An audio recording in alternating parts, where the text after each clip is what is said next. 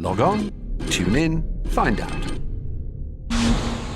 Another good idea from Cambridge. This is Anuj Dawar from here, Cambridge. He is a program participant of our program, but I think I should also mention that he was the principal organizer of the 2006 program called Logic and Algorithms, so he was in my position back then.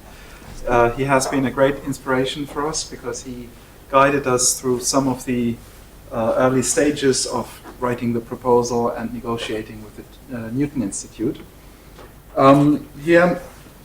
Today he represents theoretical computer science, and he will give a presentation on syntactic and semantic complexity classes, which fits very nicely with the title of the program. Well, yes.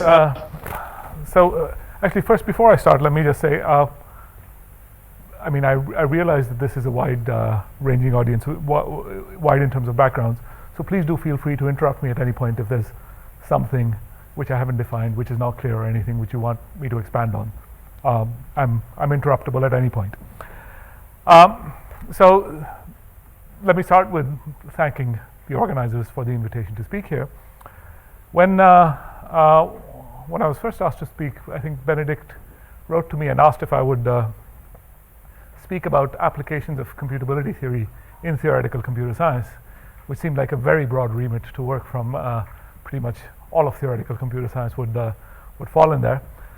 So I took inspiration from the title of the program, which is Semantics and Syntax, and I thought I would talk about, this is one particular stream where this distinction between syntax and semantics comes up in complexity theory, that is in computational complexity theory. So it's one particular meaning of the distinction between syntax and semantics. It's quite common in complexity theory. People often refer to complexity classes as being either syntactic or semantic. And this is not a sort of mathematically precise statement, but I want to elaborate on what this distinction means. And I'm going to tie it in to my favorite open problem from descriptive complexity theory. So that's the theme of this talk. So as a guiding principle, this is again looking at the program description for this Newton Institute program, and I think Benedict mentioned this in his opening remarks this morning.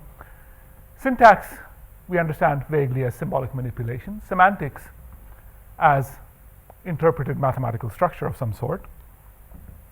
And to my mind, the notion of computability, Turing's notion of computability, essentially elucidates the question of when can semantics be reduced to syntax, right? When can we find a syntactic way of dealing with semantics, okay? And this is the question I want to sort of explore in the context of looking at complexity classes. And I'm going to motivate this question, as I said, by tying it to one of my favorite problems from descriptive complexity theory. What's my favorite problem? It's in some sense the major open problem in descriptive complexity, and one which I've worked on in one way or another ever since I was a PhD student 20 years ago. So complexity theory, as a bit of background, complexity theory is about studying the computational complexity of algorithmic problems. And computational complexity is usually quantified in terms of some kind of resources on some kind of machine model of computation, right? So we have a decision problem and we want to classify it according to what resources are required for its solution on some machine model of computation. And the standard, most famous examples of complexity classes, P and NP, so are defined as P, the language is decidable by a deterministic Turing machine running in polynomial time. So the resource is running time.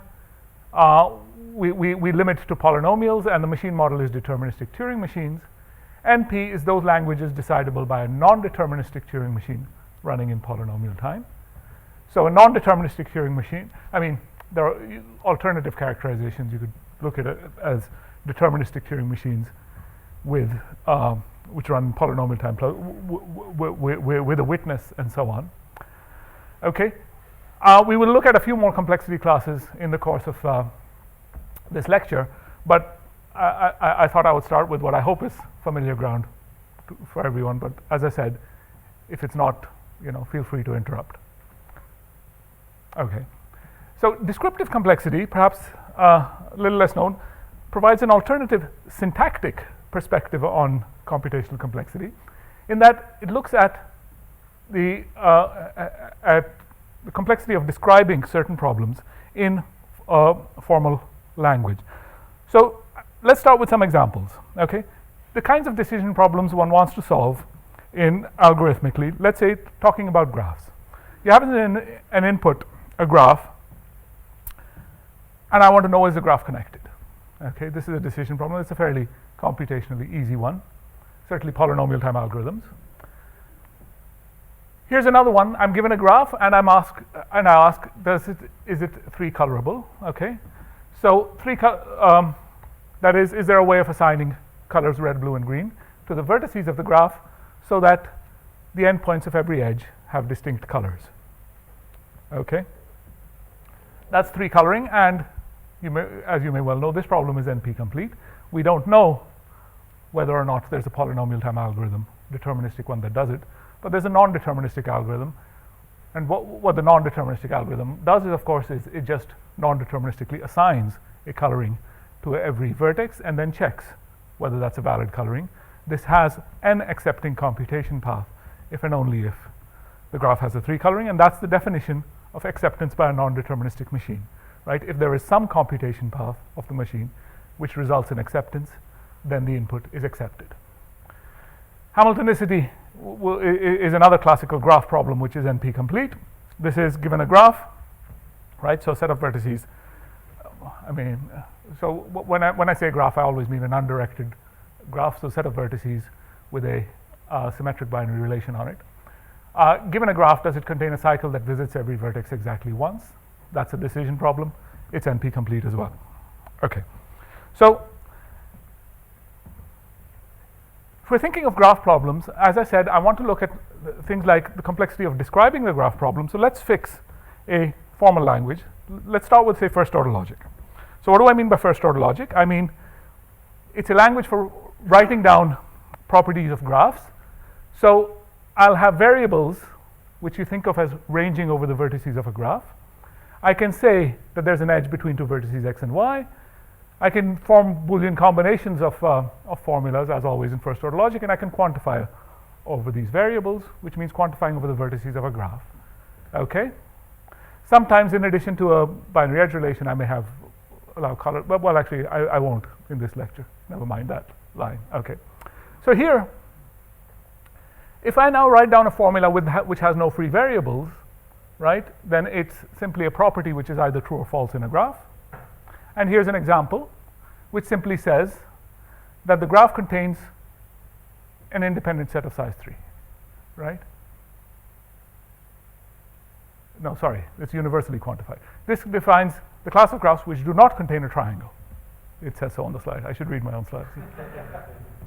Okay, this says that, right, so it just says for any triple of vertices, it is not the case, sorry, for any triple of vertices, either there's no edge between x and y, or no edge between x and z, or no edge between y and z. Okay, just an example of how I can specify a property of a graph written down as a first order formula.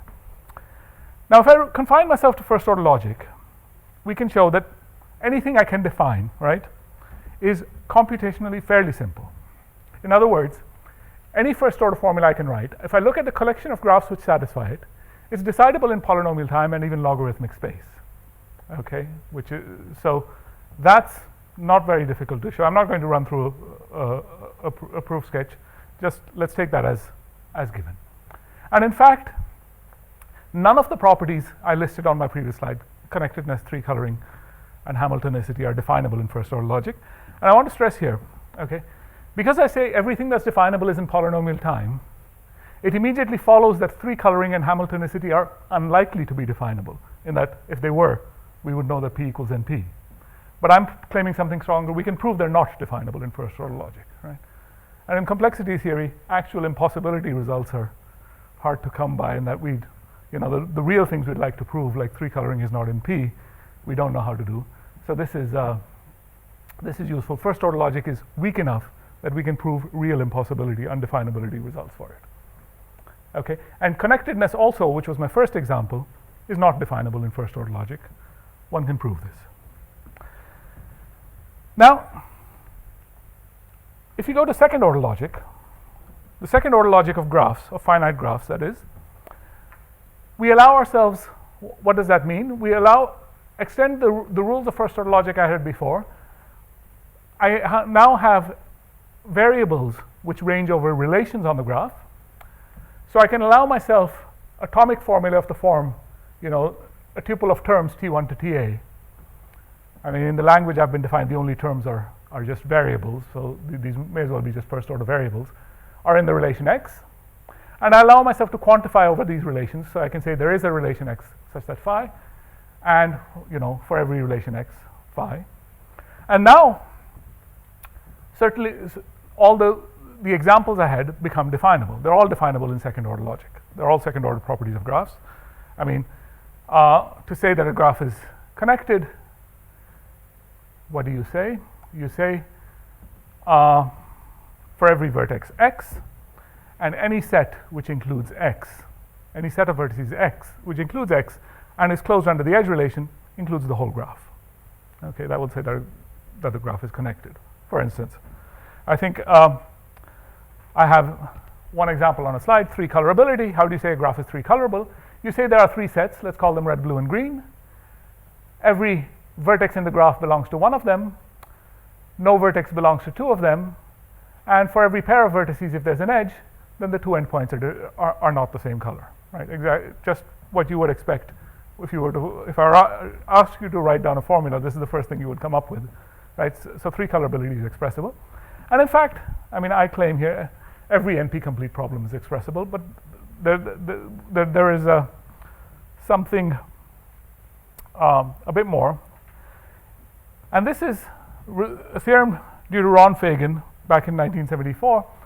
The notion of NP-completeness back then was a relatively new concept. This was just a year or 2 after Steve Cook had proved that satisfiability of Boolean formulas was NP-complete, and Karp had followed up with his list of 21 graph problems which he proved were NP-complete.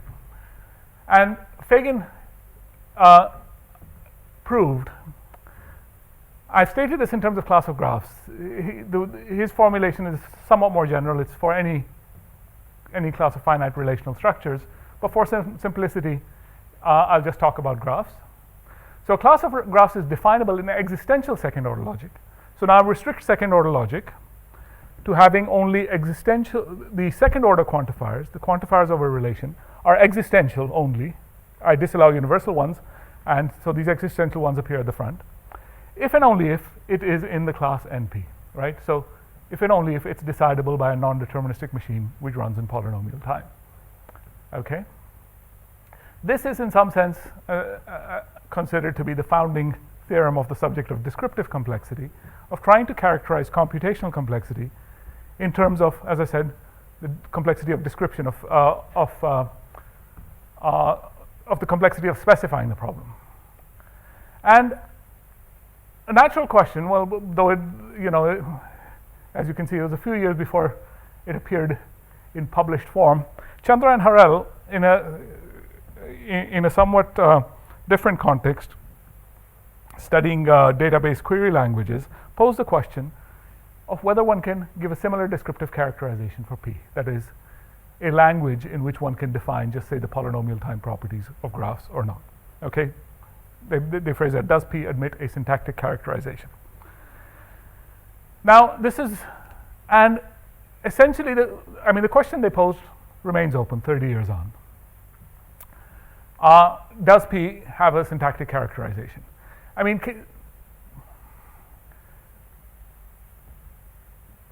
in a sense, if someone came up with a theorem like along these lines, where they gave a syntactic characterization and proved that it was equivalent to P, we would sort of see what that means.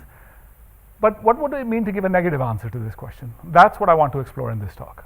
I mean, not that I have a negative answer, but what would that actually mean? Right? What does it mean for P not to have a syntactic characterization? Okay. In some sense, this question asks whether we can build P up from below by finitely many operations. think of it this way. First order logic we know is too weak. Second order logic is, in a sense, too much as far as we know, unless P equals NP. So the question is, what can we add? Can we add certain amount of operations, which will be sort of polynomial time computable operations to first order logic, and end up with getting all of polynomial time, right? But we want, in some sense, finitely many operations to make the logic effective. Okay, but as I said, well, like what it says on the bottom line, what I want to ask in this talk is, what would a negative answer to this question mean? Okay, what would it mean to show an impossibility result here? Okay. So we'll start by asking, well, what type of an object is a complexity class? Because if we want to, I mean, as I said, I want to explore this distinction between what complexity classes are syntactic, what is a syntactic complexity class, and what is sometimes called a semantic complexity class. And I'm not going to give you a mathematical definition of what constitutes a syntactic complexity class, simply because I don't have a definition of what constitutes a complexity class, right? Complexity classes, I told you, are defined in terms of machine models, and people come up with different models all the time. I mean, besides the Turing machines, I mentioned, I think, if I go back a little bit, where did I have this? Oh, okay,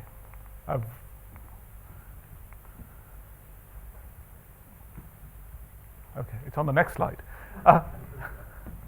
So people define complexity classes in terms of the machine models, which have different kinds of resources, different kinds of bounds, and essentially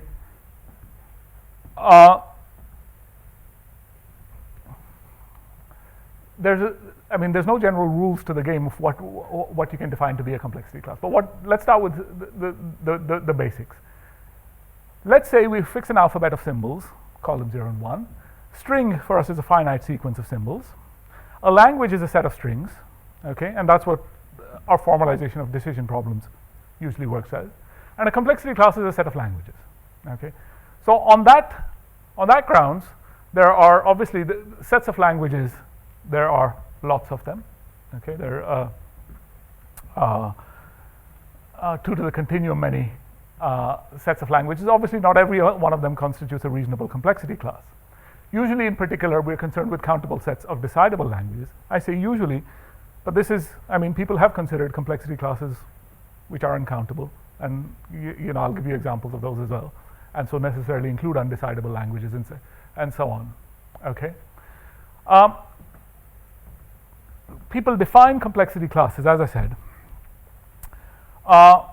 in terms of a machine model of computation. The kinds of machine models people have looked at: Turing machines. I mentioned deterministic, non-deterministic.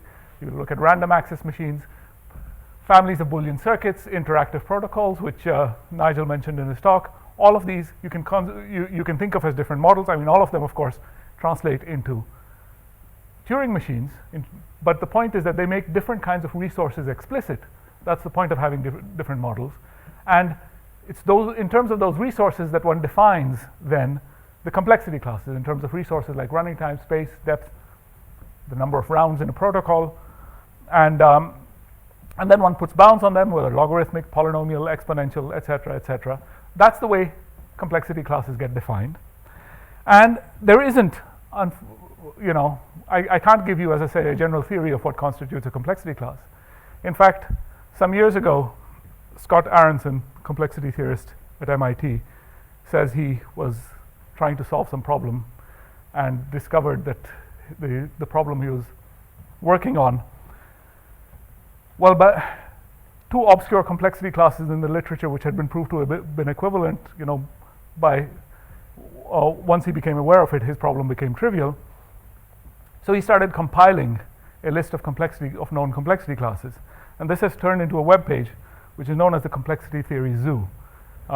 This picture is taken from the zoo, by the way, and it currently has 495 entries and counting. And as I said, there is no systematic. I mean, it's a zoo in the sense of it's a zoo without a zoology. I mean, there is no systematic classification of these things.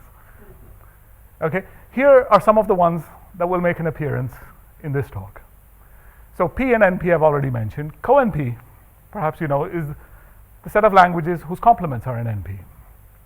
Okay. BPP, which is usually considered as a formalization of probabilistic polynomial time, or those languages, in other words, which have polynomial time solution by randomized algorithms. I'll give you a definition, a precise definition later in the talk. AC0, which are languages defined by a uniform family of constant depth polynomial sized Boolean circuits. This, I'm not going to go into more detail about what this means, but it will serve in this talk as simply a complexity class which is very low in terms of complexity. It's included in everything else, in fact, properly included in everything else we consider. Okay, so it's just a very weak, that's all you really need to know about it. It's computationally a very weak class. So there are 495 entries in Scott Aronson's zoo. On the website, he also has what is called the petting zoo, the zoo of complexity classes which everybody should know about. Well, and this is his picture of the petting zoo. Okay, these are complexity classes which are, shall we say, relatively widely studied. They appear in many different papers.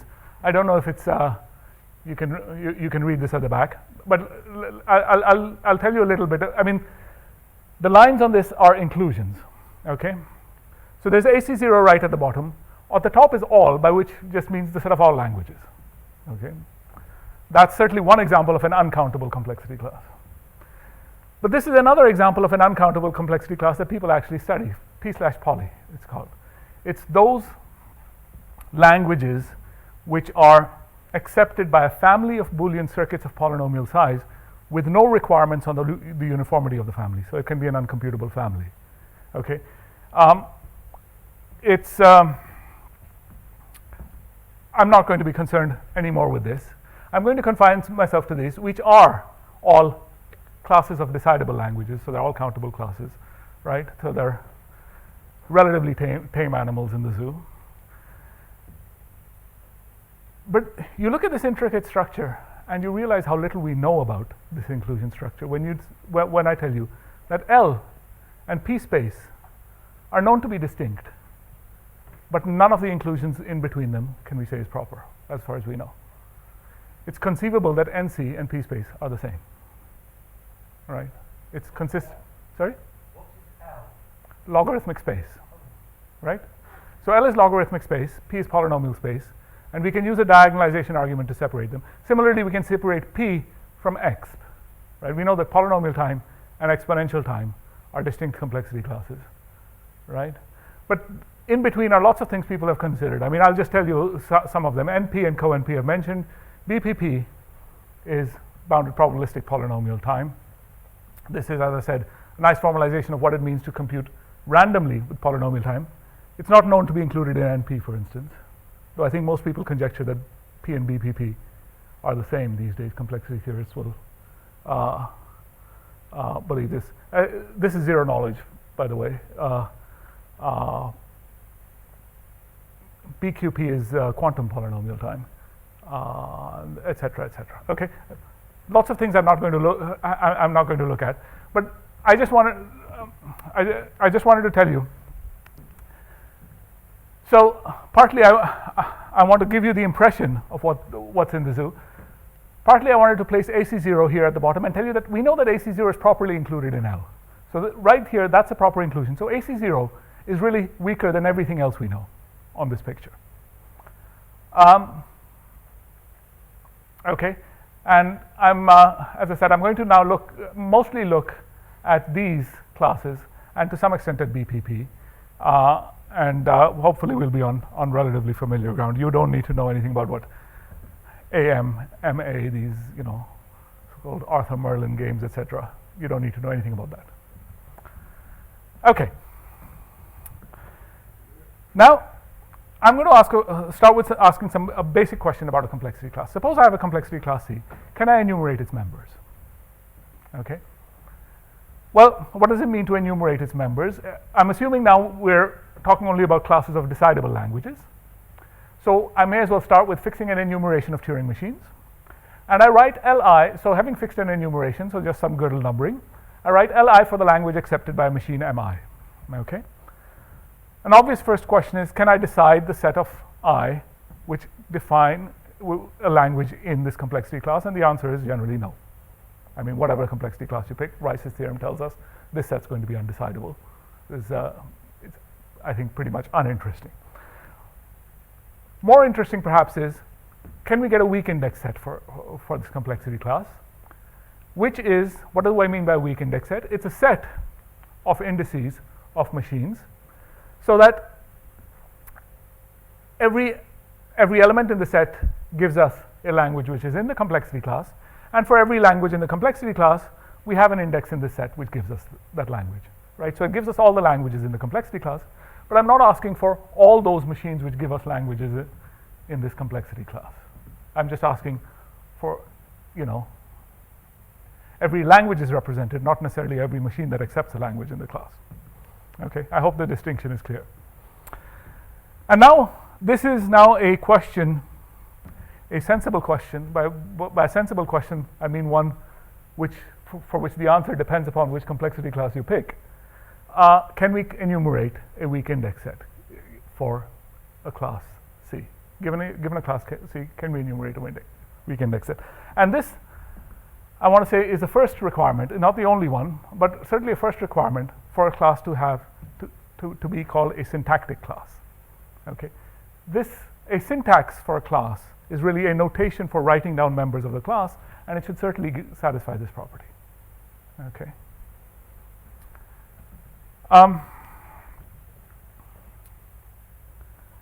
But usually we want something more. We want these members in this index set to actually witness membership in the complexity class. So going back, I could give you a weak index set, say, for the class of polynomial time languages, but the machines that witness, so that would mean that for every element I in my index set, if I look at machine mi, it defines a language which is in polynomial time. But that doesn't guarantee that this machine itself runs in polynomial time. It could be a very inefficient way of deciding this particular language. So just satisfying these requirements is not quite enough. I want more. If I want a syntax for polynomial time, I want that the members I themselves are polynomial time machines. Okay. Well, I can get a syntax for P, an effective syntax for P in this sense. And so let me make clear about what that means. So, as it says, for a syntactic characterization of a complexity class, I want more than just enumerating a weak index set. I want the machines to witness that the language is in C. So for instance, for an effective syntax for P, I can enumerate all pairs MP, where M is a deterministic Turing machine and P is a polynomial, right? This is just standard Gödel numbering. I have a numbering of machines, I have a numbering of all polynomials. I can enumerate all pairs. And now I can let the code of this pair MP as coding, I basically translate it into the Turing machine, which simulates the machine M for Pn steps. In other words, take the machine M, which on input X simulates M, counting the number of steps. If you get to P of n steps, where n is the length of the input, you cut it off and reject if it hasn't reached a decision. So it accepts those strings which are accepted by M within P of n steps, and that's it. Now, this guarantees, and as I said, let I be the range of this function that takes this to that machine. Now, in particular, if you now look at any machine indexed by an element of I, it runs in polynomial time because I simply cut it off after P of n steps. So the language it accepts is in polynomial time.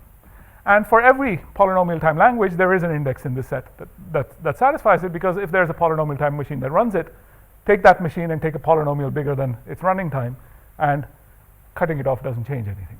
Okay.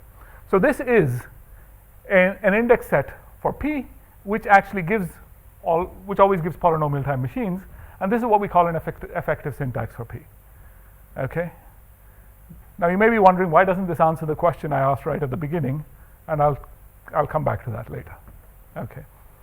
But this is now the point I want to make here is, while here, what constitutes a weak index set I just defined for any complexity class, right? This is certainly, as I said, a necessary condition for an effective syntax. when I got to giving this definition, I specifically spoke of the class P, because now what constitutes a witness depends upon how you define your complexity class. What resources, what machine model, etc., etc. And that's why I don't have a general definition, because we're sort of stuck in the zoo and we'd have to come up with a different definition for each complexity class. Okay, so while I know what an effective syntax for P would mean, I'm not necessarily giving you a definition of what is an effective syntax for an arbitrary complexity class. Okay, but I think, as I said, I'm trying to tease out the distinction between what constitutes a syntactic class and what isn't. So I'll give you an example of what is not a syntactic class as follows. So NP is also indexed, for instance, I get an effective syntax for it by taking, for instance, the pairs MP, where M is a non-deterministic machine and P is a polynomial, exactly the same way as I did for P. I have an effective syntax for it. But what about NP intersect co-NP? Okay, this is also a well-studied complexity class. Co-NP has an effective syntax, right?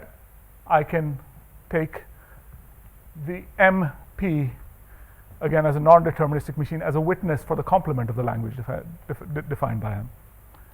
But what about NP intersect co-NP? What would be a witness that a language is in the intersection of NP and co-NP? Here's a natural notion of a witness. It's a machine M and a machine M prime. There's something missing here. That should be LM is the complement of LM prime. Okay. A witness is a pair of machines and a polynomial bound, such that, and really there's more missing here. What I mean is the language accepted by the machine M when it's clocked by P, right? That's what I mean by LM, right? And you look at the language accepted by LM prime when it's clocked by P, it should be complementary to LM, okay? So the set of triples satisfying this condition is certainly an index set for this complexity class.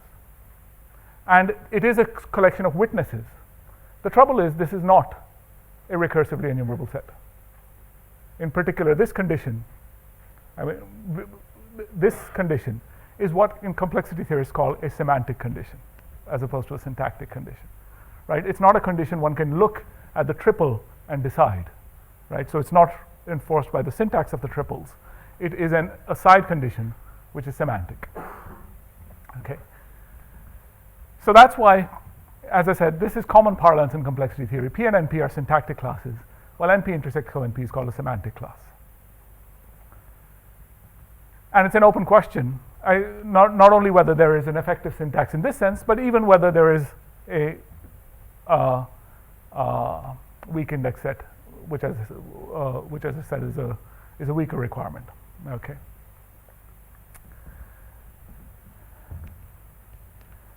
BPP was my other example. So BPP, as I said, is a formalization of those problems which can be solved by randomized polynomial time algorithms. Here's a formal definition. A language L is in BPP if there is a non-deterministic Turing machine M which runs in polynomial time with the following property, that whenever a string is in the language, okay, you look at the computations of this machine on input X. If the string is in the language, then at least, well, more than 2/3 of those computations should result in acceptance. And if the string is not in the language, then fewer than 1/3 of the computations on input X are accepting, right? So now, to change this to NP, you just have to change this to greater than 0 and equal to 0, right? And that's the definition of NP. But this is the definition of BPP. Now, okay, what would a syntax for BPP look like? Well, let's say that a machine M, this is a non-deterministic machine, is well formed if on any input X, it's the case that either less than 1/3 or greater than 2/3 of the computations of M on input X are accepting, right? Note in particular, not every machine is well formed, right? There are machines for which there will be some strings for which the number of accepting computations is in between those two. And those machines are not well formed in the sense that they don't define a language in BPP. There's no notion of the language accepted by that. I mean, even if they run in polynomial time. Okay.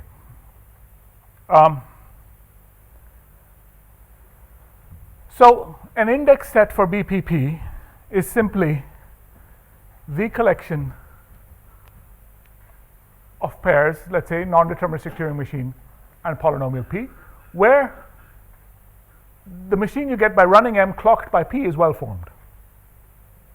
Okay? That's an index set, but we don't regard this as an effective syntax, again for the reason that checking whether a machine is well formed is an undecidable property. So I can't look at an element of the index set and tell you whether or not this defines a language in BPP. Okay?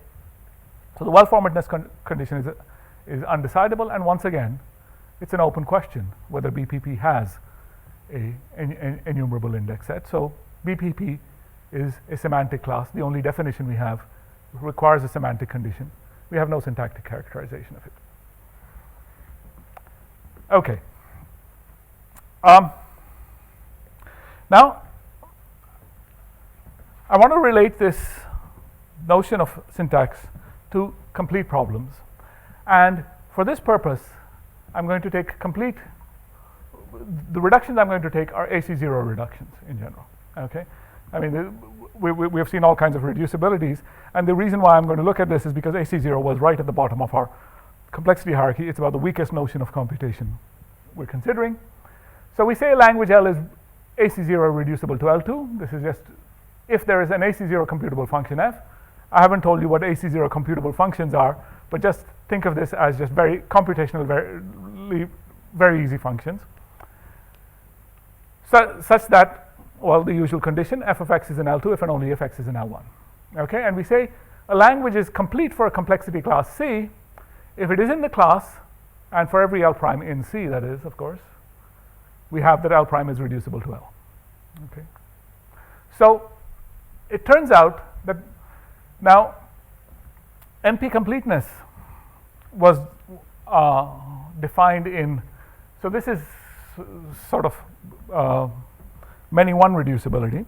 NP completeness was defined in Karp's 1972 paper in terms of many one polynomial time reducibility. Here I'm considering much weaker notion of computation, but it turns out that all of the standard NP complete problems are still NP complete even under these very weak reductions, under AC0 reductions. Satisfiability, three-colorability, Hamiltonicity, and pretty much any. I mean, you can. I think you can construct counterexamples of. I mean, examples of problems which are NP complete under polynomial time reductions, but not AC0. But I think they're pretty artificial. Okay. Anyway. I have a problem that's. Well, it would mean that. So let me see. I'm saying this. I mean, I can't actually think of an example. I don't even know that this has been proved, but it certainly. Okay, what do I know? I know that by a theorem of Agarwal, any two problems which are NP complete under AC0 reductions are what are called AC0 isomorphic. This is generally believed not to be true for any NP complete problems under polynomial time reductions. It was once conjectured, it was known as the Berman-Hartmanis conjecture, that this was true under polynomial time reductions. I think these days most people believe the Berman-Hartmanis conjecture is false, but I don't know that it hasn't actually been disproved. Well, to disprove it, you would have to separate P from NP. But of course, that doesn't tell you. I mean, I'm digressing a bit far from the theme here. My point is that AC0 reductions are much weaker. There are certainly, we don't know that there are any problems in NP that are not NP complete, because even proving that means separating P from NP. We certainly know that there are problems in NP which are not AC0, which are not complete under AC0 reductions, because AC0 is properly weaker than NP. Okay, so but pretty much any natural NP complete problem turns out to be complete under AC0 reductions. That was the essence of what I was trying to say here. And you can find complete problems under AC0 reductions in most of the other complexity classes I've listed up there. Certainly there are p-complete problems, fairly natural ones, under AC0 reductions. Okay, but what I wanted to say is, if I have a complete problem in a complexity class, I can get an effective syntax. Okay, and that's from a fairly general construction. And the idea is, because the AC0 computable functions themselves are enumerable. Okay, I'm not going to tell you why, because I haven't given you a definition of what the AC0 computable functions are. But once you know that, then from a complete problem, you can construct a syntax for the complexity class. The idea is, you take machine mi to the machine that on an input x computes fix, fi being the ith function in this enumeration, and checks whether it is in L, where L is the complete problem. Okay, so the language decided by mi is simply the language which is reduced to L by function number fi in the enumeration of AC0 computable functions. Okay, for this to work, I mean, you have to make some assumptions about C. In particular, C itself has to be closed under compositions with AC0 computable functions. But again, all the complexity classes we were interested in have that property. Okay, so I told you it's an open question whether either of these has an effective syntax, and certainly an open question whether they have complete problems under AC0 reductions. Well, P and NP do. For NP intersect co-NP and for BPP, the existence of complete problems is open. If they did have complete problems, we would have an effective syntax. Okay. Actually, for these two, the converse is true as well. If you had an effective syntax, you could construct a complete problem. Okay.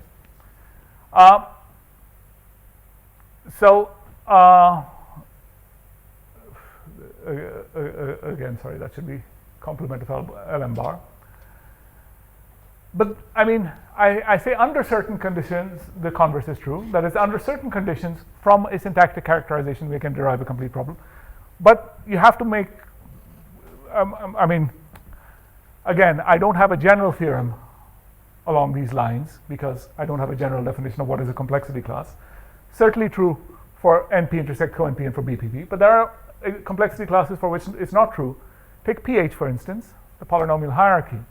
We can give an effective syntax for PH, but there are, as far as we know, no complete problems. This is because the class contains an infinite hierarchy, and the existence of a complete problem would collapse the hierarchy down to a finite level. And polylogarithmic space is another class for which similar considerations apply. I mean, you can make you can make certain conditions explicit, which which will make the proof that works for these two go through. You can specify certain sufficient conditions and so on. So the general idea, I mean, I can just sort of one line proof idea is, say we had an effective syntax for BPP. So some enumeration of machine and polynomial pairs where this machine was guaranteed to be well formed, right, in the sense that every string is accepted with probability either less than 1/3 or greater than 2/3. Then you construct a complete problem by just considering triples of the form I, X, and then a string of ones, as just a string of symbols of length pi of the length of X. This is just sort of padding. And you consider the set of such triples such that the machine mi accepts X within that many steps. Okay. Now it's sort of fairly easy to see that any language in BPP can be reduced to this. It requires a lot more work to see that the reduction can be done in AC0, but pretty much, the I just codes which problem you're looking at. So you just translate X, put an I in front of it, take that pi, and put a sufficiently long string. So you map X to that string. Okay? If you want to reduce problem number I to this problem, you just map X to that particular string. And the thing is, the purpose of this padding is to ensure that the whole thing is still within the class BPP, because now this can be accepted by a machine whose running time is actually bounded by linearly in the length of the input, because you've just added this extra bit to the string to make it computable. And pretty much the same argument works for NP intersect co-NP as well. right? So from an effective enumeration, we can construct a complete problem. Okay. Now, I want to go back and talk about graph problems, right? I mentioned graph problems like connectedness, three-coloring, Hamiltonicity, etc. But when I started talking about complexity classes, the inputs were strings over the two-letter alphabet. So when we're talking about problems which take as inputs graphs, we need to express the graphs as strings, right? This is old syntax semantics distinction again. The graphs are our semantic structure. We need to write them down as bits of syntax. So the strings of zeros and ones, you just enumerate the adjacency matrix. I say the adjacency matrix, of course, given a graph. For any ordering of the vertices, I might get different adjacency matrix. And I said, if I'm given an n-vertex graph, there are up to n factorial different encodings of the same graph. Well, to be precise, it's n factorial divided by the size of the automorphism group of G. That's the precise number of distinct encodings. Okay. So let's say that two strings over the 0, 1 alphabet are equivalent if they are encodings of the same graph, right? In other words, if there is a graph for which one ordering of the vertices gives me the string x and another one gives me the string y. And let's say that a language L is invariant, let's call it graph invariant, if it's invariant under this equivalence relation. So whenever x is in L and x is equivalent to y, then y is in L as well. So you mean the isomorphic graph? Yeah. Yes. Because it's semantic. Exactly. Right. I mean, this equivalence relation is really, when people ask about deciding graph isomorphism, is just deciding this equivalence relation on strings. Okay. So now I'll define inv-NP, or invariant NP, as the collection of all those languages in NP. Languages are sets of strings, which are invariant under this equivalence relation. And I describe invariant P as those languages in P which are invariant under this equivalence relation. Okay? In other words, they are actual semantic classes of graphs, right? Okay. Is this a syntactic class in NP? Well, its natural index set, if you will, is a set of pairs MP where M is a non-deterministic machine, P is a polynomial, and the language accepted by M when it's clocked by P is invariant. And as you see this and to the right of hand side, I've decided an undecidable semantic condition to my machines. And Fagin's theorem, the power of it is really, it tells us that nonetheless, there is a syntax for it. Right? The existential second order logic gives us a syntactic characterization of this class. So, in other words, the classes which are the translations of existential second order sentences, well, you know, take an existential second order sentence, you can translate it into a non-deterministic polynomial time machine, which evaluates that sentence on an input graph. That is necessarily invariant, and Fagin's theorem tells us you get all of them. Okay, that way. So Fagin's theorem tells us that this thing has an effective syntax. And now the open question of Chandra and Harel is really, is there an effective syntax for this thing over here, invariant P? Okay, so that's it. The open question by Chandra and Harel is there an effective syntax for this? Gurevich, in a paper in 1988, explicitly conjectured that the answer is no. Okay, and he gave this definition, which is really equivalent to what we've defined. So he didn't call it this. I mean, this is my notation. It has an effective syntax. If there's a recursive set and a Turing machine with the following properties, that on input I, M produces the code for a machine and a polynomial, right? If you run that machine clocked by PI, then it accepts a language that is invariant. And for every invariant language, there is a machine clocked by PI which accepts all. This is just the definition we've built up over the course of the lecture. That really is what appeared in Gurevich's paper. And he conjectured, as I said, that the answer is there is no such effective syntax. So now I just want to tell you, I'll mention a result. This was my contribution back in my PhD thesis, was to show that this thing has an effective syntax if and only if there are graph problems in P which are complete under first order definable reductions. And the point about first order definable reductions, right, reductions definable in first order logic, is they are AC0, so they're computationally very weak, and they're necessarily invariant, right, which AC0 reductions in general aren't. As I said, there are P-complete problems under AC0 reductions, even graph problems, but they're not under invariant reductions.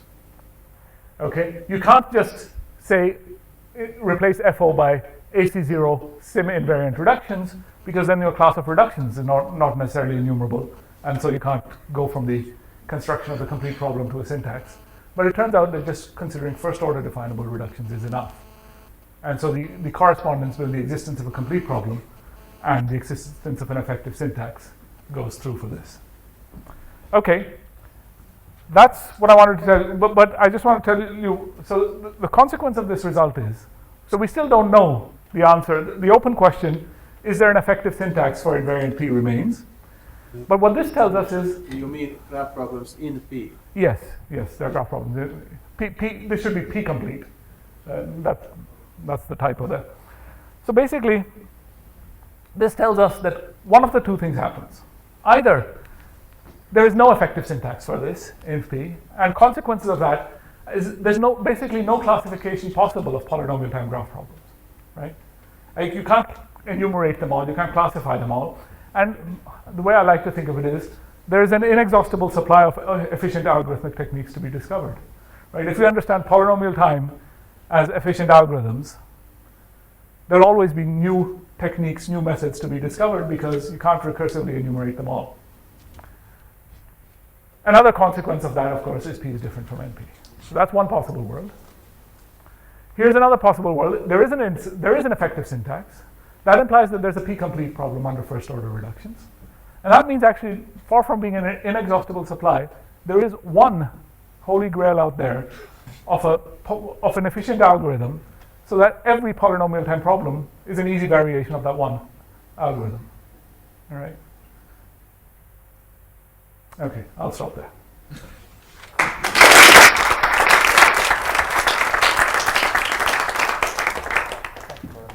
A question. Do I still have to stand and face the back? Probably not. Okay, it's the obvious question. So where's your money out of those two possibilities? Or not you personally, but the people who think about these problems, do they believe either or? Well, I mean, I don't know that there is a consensus. I mean, on that question, I'd say there is. I mean, I know there are dissenters, but there is a consensus in the community that P is probably different from NP. We just don't know how to prove it. We don't know how to prove real lower bounds, etc., etc. On this question, I would say I don't know that there is a consensus. I told you Gurevich explicitly conjectured that that's the case. Okay.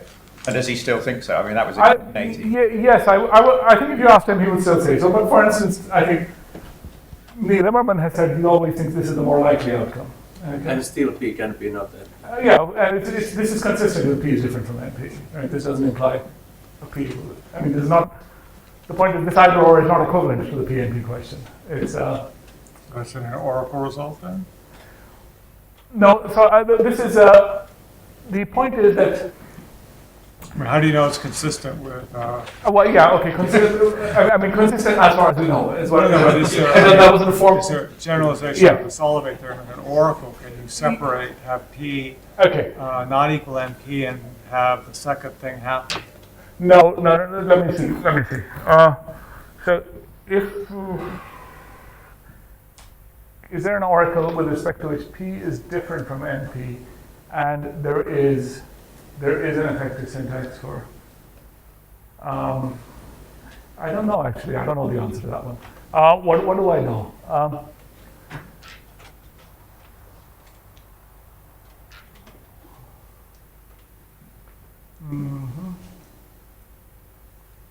No, I'll have to think about that. I don't know. So what's the basis of the intuition that you might have those three NP not equal NP? Other than you like those three and you think P is not. No. Okay. So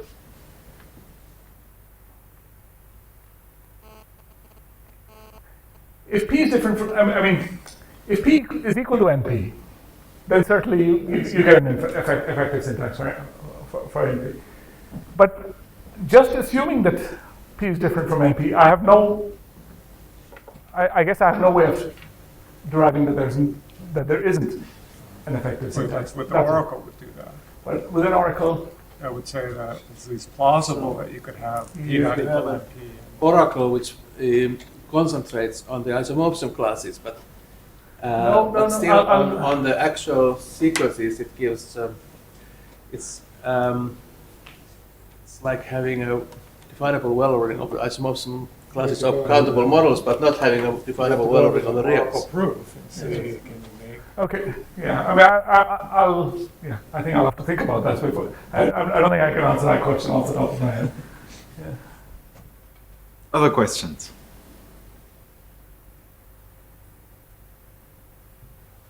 Well, if that's not the case, let's thank Anuj again.